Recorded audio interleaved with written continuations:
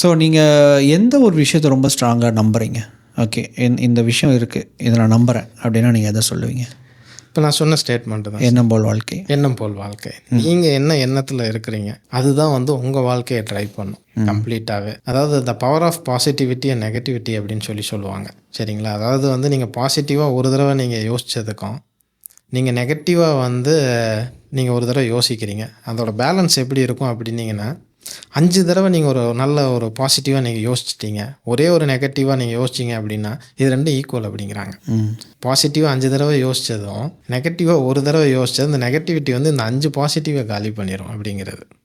புரியுதுங்களா? ஸோ அப்போ எண்ணம் போல் வாழ்க்கை. இது நெகட்டிவாக வராமல் இருக்காது, நமக்கு டவுன்ஃபால் வராமலாம் இருக்காது. பட் அதில் மெஜாரிட்டியாக வந்து நீங்கள் வந்து உங்களுடைய எண்ணங்கள் என்ன அப்படிங்கிறது, நான் அதை அச்சீவ் பண்ணணும், அதில் ஸ்ட்ராங்காக நம்ம பிலீவ் பண்ண ஆரம்பித்தோம் அப்படின்னா ஒரு 1 இயர், ஒரு 6 months இல்லை 1 year கழித்து அதை பற்றின ஒரு இன்ட்யூஷன் வர ஆரம்பிக்கும். ஸோ அதை பற்றின தேடல் நம்ம ஆரம்பிப்போம். இமிடியேட்டாக இன்றைக்கி வந்து நான் ஒரு பெரிய ஒரு தொழிலதிபர் ஆயிடணும் அப்படின்னு நினச்சிட்டு இருந்தேன்னா நாளைக்கு வராது. பட் அந்த தொழிலதிபர் ஆராயணும் அப்படின்னு நினச்சிக்கிட்டு என்ன பண்ணணும்னு சொல்லி பல விதங்களில் ஓடும். அதாவது என்கிட்ட கேட்டிங்கன்னா, ஸ்கூலில் கேட்கும் ஒரு டைம் பார்த்தீங்கன்னா நான் டாக்டர் ஆகணும், ஒரு லெவலில் இன்ஜினியர் ஆகணும்னு சொன்னேன், ஒரு லெவலில் டீச்சிங்கிறது ரொம்ப பிடிக்கும், நான் டீச்சர்.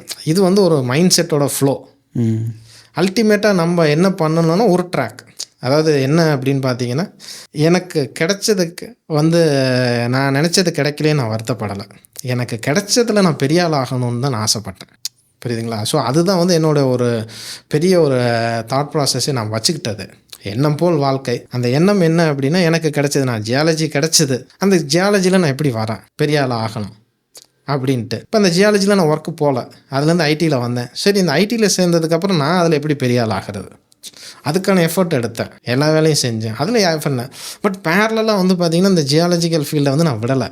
அதில் என்னோடய ஃப்ரெண்ட்ஸ் ப்ரொஃபஸராக இருக்கிறாங்க, அவங்களுக்கு அப்பப்போ மெசேஜ் அனுப்பேன், இதை பற்றி எதாவது சொல்கிறேன்னா அவங்க ஆர்டிக்கல் அனுப்புவாங்க, படிப்பேன். அந்த பேரலல் நாலேஜ் நான் வச்சுக்கிட்டே இருந்தேன். அந்த டீச்சர் ஆகணுங்கிறது பேசிக் ஆசை இருந்தது இல்லைங்களா. இன்றைக்கி கெஸ்ட் லெக்சராக பல காலேஜ் போயிட்டுருக்கேன். ஓகே, புரியுதுங்களா?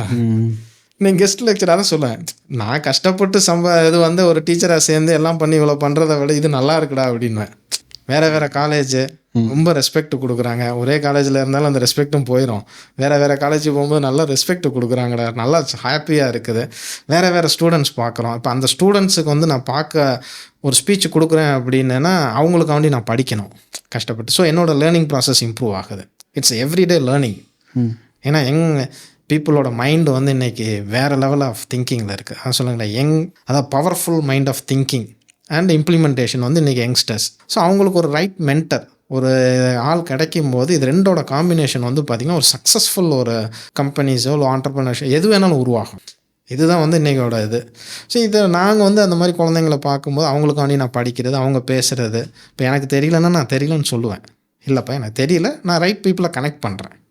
புரியுதுங்களா? ஸோ இந்த ஆட்டிடியூடில் போகும்போது பசங்களும் ஏற்றுக்கிறாங்க, ஓகே அப்படின்ட்டு. அதாவது ப்ரொஃபஸர் சொல்கிறது தான் நாங்களும் சொல்கிறோம், அது இன்னும் பெரிய டிஃப்ரென்ஸ்லாம் கிடையாது. அவங்க ரெகுலராக அவங்களே பார்த்துக்கிட்டு இருக்கிறாங்க, அவங்க ஒரு ஃபார்மெட்டில் சொல்லுவாங்க. பட் எங்களுக்கு வந்து இந்த ஸ்டோரி டெல்லிங்கிறது இருக்குது இல்லைங்களா.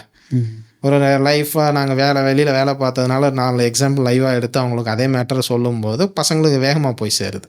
இந்த மாதிரியான ஒரு விஷயங்கள் வந்து டக்குன்னு அவங்க கிராஸ் பண்ணிக்கிறாங்க. ஸோ எண்ணம் போல் வாழ்க்கை. அதே போல் கிடைக்கிறதுல வந்து நான் வந்து பெரிய ஆள் ஆகணும், எந்தெந்த ட்ராக் எனக்கு கிடைக்குதோ அதில் நான் ஒரு பெரிய ஆள் ஆகணும். இதுதான் வந்து என்னையை ட்ரைவ் பண்ணுற பெரிய ஃபோர்ஸஸ்.